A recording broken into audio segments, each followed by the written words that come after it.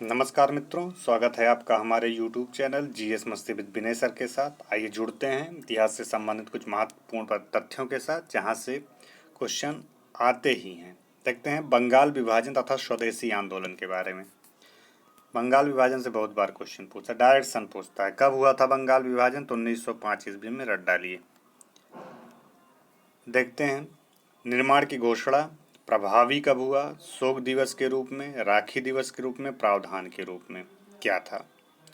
जो निर्णय की घोषणा की गई थी, इसके 20 जुलाई 1905 को ये घोषणा की गई थी और प्रभावी हो गया 16 अक्टूबर 1905 ईस्वी को।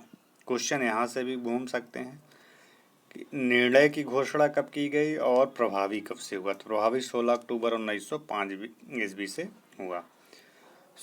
इसे शोक दिवस के रूप भी मनाया जाता है। 16 अक्टूबर 1905 को और किस रूप में जाना जाता है, तो ये शोक दिवस के रूप में मनाया जाता था। कहाँ पे? पूरे बंगाल पर। इसे राखी दिवस के रूप में भी जाना जाता है, रविन्द्रनाथ टैगोर के सुझाव पर। रविन्द्रनाथ टैगोर ने इसे राखी दिवस मनाने के लिए सुझाव दिया था। इसके प्रावधान क्या थे? बंगाल का विभाजन 2 भागों में हुआ था, पूर्वी बंगाल और पश्चिमी बंगाल। और देखते हैं बंगाल विभाजन का प्रावधान जो पूर्वी और पश्चिमी में हुआ था, जिसमें पश्चिमी बंगाल के अंतर्गत आता है, पश्चिमी बंगाल आएगा, उड़ीसा आएगा और बिहार आएगा। ये पश्चिमी बंगाल के अंतर्गत आते थे। और पूर्वी बंगाल के अंतर्गत आता है, पूर्वी बंगाल आ जाएगा आपका, असम आ जाएगा, नया प्रांत जिसका मुख्यालय ढाका होगा। ये पूर्वी बंगाल के अंतर्गत आते थे। स्वदेशी आंदोलन के बारे में देखते हैं। नेतृत्वकर्ता कौन थे, घोषणा कब हुई थी, ऐतिहासिक बैठक कब हुई, इस प्रकार से कुछ तथ्यों को देखा जाएगा। घोषणा जैसे तिथि 7 अगस्त 1905 को हमने बताया हुई थी स्वदेशी आंदोलन की। ऐतिहासिक बैठक कब हुई थी, कहाँ पे हुई थी, स्थान क्या था, कलकत्ता का टाउन हॉल था। ऐतिहासिक बहिष्कार प्रस्ताव पारित हुआ था। कृष्ण कुमार मित्र ये कौन थे? ब्रिटिश माल के बहिष्कार का सुझाव सर्वप्रथम कृष्ण कुमार मित्र द्वारा दिया गया था। नेतृत्वकर्ता कौन कौन थे? लोकमान्य तिलक पूरे देश में, विशेषकर मुंबई और पुणे में अजीत सिंह थे। लाला लाजपत राय पंजाब और उत्तर प्रदेश से नेतृत्व कर रहे थे। सैयद हैदर रजा थे, दिल्ली से इनका नेतृत्व था। चिदम्बरम पिल्लई जी थे, मद्रास प्रेसिडेंसी से इनका नेतृत्व था। तो इस प्रकार से जिन नेतृत्व करता था किसके? स्वदेशी आंदोलन के कृष्ण कुमार मित्र ऐसे थे जो ब्रिटिश माल के बहिष्कार का सर्वप्रथम सुझाव देने वाले कृष्ण कुमार मित्र थे। 7 अगस्त 1905 को घोषणा की गई थी। अगला देखते हैं स्वदेशी माधव समिति क्या थी? अश्विनी कुमार दत्त इसके संस्थापक थे। इस समिति के महिलाओं की सक्रिय भागीदारी आंदोलन की सबसे बड़ी विशेषता थी। इसमें महिलाओं की सक्रिय भागीदारी थी। किसान बहुसंख्यक मुस्लिम समुदाय आंदोलन से अलग रहे। वंदे मातरम भारतीय राष्ट्रीय आंदोलन का शीर्षक गीत बना हुआ था स्वदेशी आंदोलन में। ब्रिटिश पत्रकार H.W. नेविंसन का जुड़ाव स्वदेशी आंदोलन से था। रविन्द्रनाथ टैगोर इस आंदोलन के आलोचक थे। अगर पूछे स्वदेशी आंदोलन के आलोचक कौन थे, तो स्वदेशी आंदोलन जो था इसके आलोचक रविन्द्रनाथ टैगोर जी थे। अगला देखते हैं कुछ महत्वपूर्ण तथ्य देखते हैं। Indian society of oriental art की स्थापना की गई थी अवनींद्रनाथ एवं गगनेंद्रनाथ टैगोर के द्वारा। बंगाल विभाजन को रद्द घोषित किया गया किस टाइम में? 12 दिसंबर 1911 में जॉर्ज पंचम द्वारा। कभी कभी डायरेक्ट पूछता है किसके द्वारा किया गया था, तो जॉर्ज पंचम द्वारा। बंगाल विभाजन की योजना में महत्वपूर्ण भूमिका रही है सर एंड्रूज हेंडरसन लीथ फ्रेजर की रही है। पूर्व एवं पाश्चात्य सभ्यता के मध्य एक बेहतर समन्वय संबंध के समर्थक कौन थे? रविन्द्रनाथ टैगोर जी थे। स्वदेशी आंदोलन के प्रारंभ होने की तात्कालिक कारण बंगाल विभाजन था। कलकत्ता की जगह दिल्ली को भारत की राजधानी नगर बनाए जाने की घोषणा की गई थी 1911 ईस्वी में, और बनी कब थी? 1912 ईस्वी में। ध्यान रख दीजिएगा, बनी 12 थी, घोषणा 11 में हुई थी। यहाँ से बहुत बार क्वेश्चन पूछा गया है। कांग्रेस अधिवेशन के बारे में देखते हैं।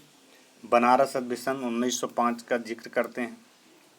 अध्यक्ष गोपाल कृष्ण गोखले जी थे। चर्चा सेल्फ रूल प्रस्ताव पर थी। कलकत्ता 1906 में एक अधिवेशन हुआ था। अध्यक्ष दादा भाई नौरोजी थे। पारित प्रस्ताव स्वराज, स्वदेश, बहिष्कार तथा राष्ट्रीय शिक्षा संबंधित थे। सूरत में 1907 में हुआ था। इसके अध्यक्ष राज बिहारी बोस थे। उदारवादियों और अतिवादियों के अध्यक्ष पद को लेकर विवाद था। परिणाम कांग्रेस का विभाजन हो गया था 1907 वाले में सूरत अधिवेशन में। दादा भाई नौरोजी के बारे में थोड़ा देखते हैं। दादा भाई नौरोजी भारत के वयोवृद्ध नेता अर्थात डायरेक्ट पूछेगा grand old man of India के नाम से किसे जाना जाता है, तो किसे, दादा भाई नौरोजी को जाना जाता है। उदारवादी दल की ओर से फिन्सबरी एवं ब्रिटिश संसद के सदस्य चुने जाने वाले पहले भारतीय थे। 1886 ईस्वी से 1893 ईस्वी में 1906 में कांग्रेस के अध्यक्ष रहे। गुजराती पत्रिका की शुरुआत राष्ट्र गोफ्तार इन्होंने किया था। गुजराती पत्रिका जिसे राष्ट्र गोफ्तार कहा जाता था। गोखले का कथन था, यदि मनुष्य में कहीं देवत्व है तो वह दादा भाई नौरोजी में है। गोखले कहा करते थे कि मनुष्य में यदि देवत्व दिखता है, देवत्व का कहीं पे हमें दर्शन होता है, तो वह दादा भाई नौरोजी में। ला देखते हैं मार्लो मिंटो के बारे में देखते हैं। मार्लो मिंटो सुधार क्या था? लॉर्ड मिंटो भारत का वायसराय हुआ करता था। जॉन मार्ले भारत का सचिव हुआ करता था। भारतीय परिषद अधिनियम 1909 में आया था। ब्रिटिश संसद द्वारा पारित संवैधानिक सुधार थी। अन्य नाम मार्लो मिंटो सुधार था। सांप्रदायिक प्रतिनिधित्व प्रणाली के तहत मुसलमानों के लिए पृथक निर्वाचन मंडल की व्यवस्था सबसे बड़ा दोष था। अगला देखते हैं मुस्लिम लीग के बारे में देखते हैं। गठन कब हुआ था? दिसंबर 1906 ईस्वी में ढाका के नवाब सलीमुल्लाह खान द्वारा हुआ था। मुख्यालय कहाँ था? लखनऊ था। प्रथम अध्यक्ष आगा खां थे मुस्लिम लीग के। उद्देश्य क्या था मुस्लिम लीग का? ब्रिटिश सरकार के प्रति मुसलमानों में निष्ठा बढ़ाना, अन्य संप्रदायों के प्रति कटुता की भावना को बढ़ने से रोकना, मुसलमानों के राजनीतिक सुधारों की रक्षा करना। अधिवेशन 1907 कराची में हुआ था। 1908 में अमृतसर मुसलमानों के लिए पृथक निर्वाचन मंडल की मांग की गई थी। कांग्रेस का लखनऊ अधिवेशन 1916 में हुआ था। अध्यक्ष अंबिका चरण मजूमदार थे। उग्रवादियों का कांग्रेस में पुनर्प्रवेश था। कांग्रेस मुस्लिम लीग के मध्य समझौता हुआ था। दिसंबर 1916 लखनऊ कांग्रेस मुस्लिम लीग एक ही समय अधिवेशन हुआ था।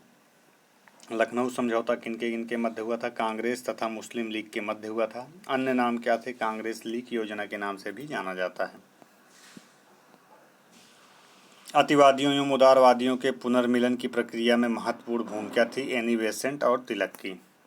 किसकी थी? एनी बेसेंट और तिलक की। मित्रों, यह कुछ महत्वपूर्ण तथ्य थे। यदि यह वीडियो अच्छा लगा हो इसे शेयर और सब्सक्राइब करिए। हम मिलते हैं अपना पुनः दूसरे वाले वीडियो में। तब तक के लिए धन्यवाद मित्रों।